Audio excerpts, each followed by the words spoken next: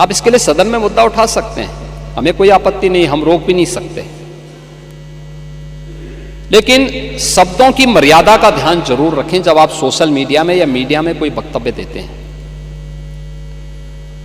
दूसरा, जब आप कोई टिप्पणी करते हैं कि हजारों की संख्या में मौत हो गई, अलग अलग लोगों ने, समाजवादी पार्टी के नेता भी थे, कांग्रेस के नेता भी थे, जिन्होंने इस प्रकार के गैर जिम्मेदाराना बयान दिए। हमें उन तथ्यों को देखना चाहिए जो मैं कह रहा हूं कि डिजिटल कुंभ, जिनको आप मृतक बता रहे हैं, जिसमें एक प्रयागराज के महोदय, एक प्रयागराज के ही सज्जन है, हम उनको भी दे रहा हूं, भगदड़ में जिसे मृत माना वो 13वें के दिन घर पहुंचा, ये प्रयागराज के हैं, है ना। अब उसके बाद भी आप, उसके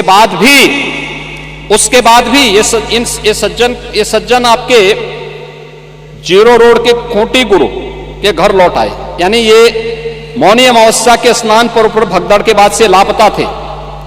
हादसे में लापता खोटी गुरु को मृत मानकर उनकी 13वीं की तैयारी हो चली थी। शाम को भोज के लिए मोहल्ले में तैयारी चल रही थी कि तभी तक वो ई रिक्शा से उतरे और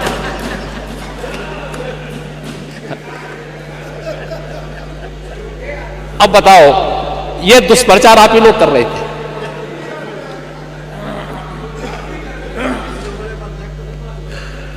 आप देखिए कि खोटी गुरु कई दिनों से घर नहीं लौटे थे और 13वीं में 13 ब्राह्मणों को भोज कराने की तैयारी हो रही थी।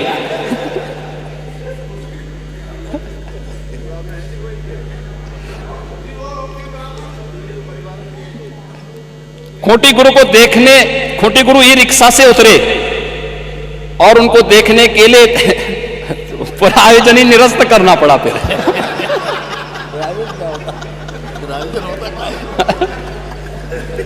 आने में लोग स्वागत हो। तो मैं आप सबसे कहना चाहूंगा, ये 20,000 लोग हैं तो नहीं भाई, अब वहां आप जैसे महापुरुष कुछ रहे होंगे, वहां कैमरा लेकर खड़े रहे होंगे देखने के लिए कि अब इसके बाद लोगों के कमेंट लेंगे, लोगों से बुलवाएंगे कि देखिए साहब सरकार कोई व्यवस्था नहीं कर पाई, हो गया। और तब तक वे स्वयं ही प्रत्यक्ष रूप से मूर्त रूप में प्रकट हो गए। उन्होंने कहा बे इन नमूनों में विश्वास मत करो, ये झूठ के सौदागर हैं। मैं तो अभी जीवित हूं, मैं तो ऐसे भंडारे का आनंद ले रहा था पूरे प्रयागराज का। तो मैं इसीलिए कह रहा हूं पांडे जी, मैं इसीलिए कह रहा हूं महाकुंभ में कोई भूखा नहीं रह सकता। और हिंदुस्तान का पेट इतना बड़ा है, हमारी तो परंपरा है। अब गुरुद्वारा में जाइए, किसी मठ में मंदिर में जाइए, लंगर फ्री में चलते हैं।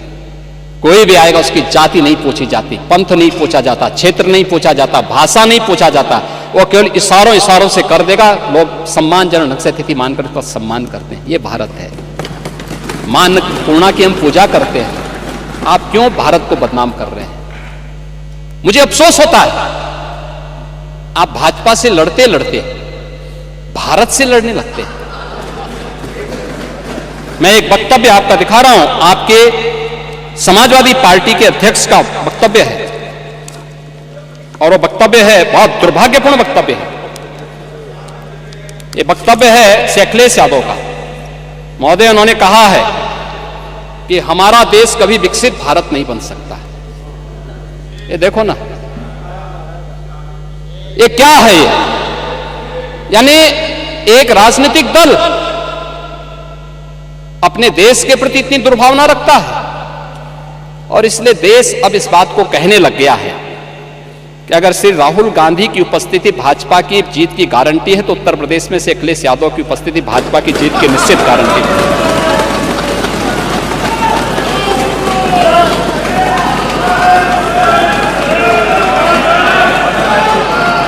और ये गारंटी उपचुनाव ने दे दिया है। ये उपचुनाव दे चुका हो, ठीक ही बात है भाई, पप्पू और टप्पू में बहुत अंतर थोड़ा है। नाम का असर होता है, चच्चू ने वैसे थोड़ा नाम रखा है। तो ठीक है, चच्चू भी शांत हैं, लेकिन समय आने पे अपना ओस दिखाएंगे। महोदय, मैं विनम्रता से कहूंगा कि महाकुंभ पे राजनीति न करें, अपनी बात को रखें शालीनता के साथ, मर्यादा के साथ।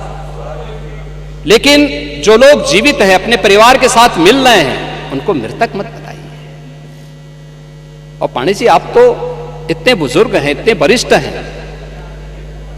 हमारे यहां तीर्थ यात्राएं होती थी, लोग जाते थे, बड़े श्रद्धा के साथ जाते थे। हमारी आस्था है, कैसे आप इसको रोक सकते हैं? लेकिन उनको बदनाम मत करिए, उनकी श्रद्धा के साथ खिलवाड़ मत करिए। मैं तो तेलंगाना का भी उदाहरण आपको दे दिया, उत्तर प्रदेश का मैंने दिया, गोरखपुर का मैंने दिया, प्रयागराज का मैंने दिया।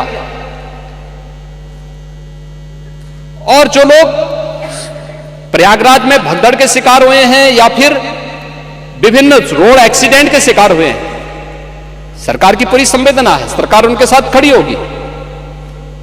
और इन सभी घटनाओं की जांच करने के लिए इसीलिए सरकार ने एक जुडिशियल कमीशन का गठन भी किया है। जुडिशियल कमीशन अपना काम कर रहा है, तथ्य भी मांगेगा, जानकारी भी मांगेगा, हर एक स्तर की जानकारी लेगा। और मैं इस सदन को इस बात के लिए आश्वस्त करना चाहूंगा, इस बात के लिए आश्वस्त करूंगा कि प्रयागराज भगदड़ का कोई गुनाहगार होगा तो बख्शा भी नहीं जाएगा। कोई भी होगा, कहीं भी छुपा होगा, किसी भी स्तर पर होगा, और कितना भी बड़ा क्यों ना हो, वह किसी भी स्थिति में बचेगा नहीं। ये मैं आप लोगों को आश्वस्त करता हूं, पूरे सदन को आश्वस्त करता हूं। लेकिन मैं आपसे इस बात में विनम्र अपील भी करूंगा, आयोजन किसी पार्टी का, किसी सरकार का नहीं है। सरकार ने अपनी जिम्मेदारियों का निर्वहन किया है, प्रशासन अपनी जिम्मेदारियों का निर्वहन कर रहा है। यह आयोजन समाज का है, भारत का है, सनातन धर्म का है। और सनातन धर्म को और भारत को कृपया अपने राजनीतिक स्वार्थ के लिए बदनाम मत करिए। यही मेरी आप सबसे अपील थी। धन्यवाद। मैंने श्री संग्राम सिंह यादव जी को सुना, मैंने श्री संग्राम सिंह यादव जी को सुना, मैंने मोना जी को सुना, डॉक्टर वर्मा को सुना, पांडे जी को सुना, मनोज जी, मैंने माननीय मुख्यमंत्री जी को सुना है। ये जो भी विषय यहाँ पर आया था उसका विस्तार से जवाब माननीय मुख्यमंत्री जी ने तथ्यों के साथ दिया है, अतः मैं इस सूचना को अग्राह्य करता हूँ। अगली सूचना श्री कमाल अख्तर, श्री राम सिंह पटेल, श्री जियाउद्दीन रिजवी, 3 लोगों का नाम है। इन 3 लोगों में से कौन लोग बोलेंगे? कमाल अख्तर, नहीं आपका नाम नहीं है इसमें सूचना में। नहीं, आपके बोलने थोड़ी होगा, नाम देने नोटिस के हिसाब से होता, बोलने के हिसाब से नहीं होता जी। नोटिस जो आपने दिया है, आप ही के दस्तखत से नोटिस आया है। हाँ हाँ, नोटिस में जिसका नाम होगा, ग्राह्यता में कोई चर्चा तो हो नहीं रही। नहीं चर्चा नहीं हो रही, तो मैं रख देता हूँ सर उसको। आप रखिए। धन्यवाद अध्यक्ष जी, आपने इस महत्वपूर्ण विषय पर मुझे बोलने का मौका दिया। अध्यक्ष जी, हंगामा टाइम्स की तमाम खबरों को देखने के लिए हंगामा टाइम्स को सब्सक्राइब कर लीजिए और बेल आइकन दबा लीजिए। अगर आपको ये वीडियो अच्छा लगा हो तो लाइक बटन प्रेस कर अपनी प्रतिक्रिया हमारे कमेंट बॉक्स में देना मत भूलें।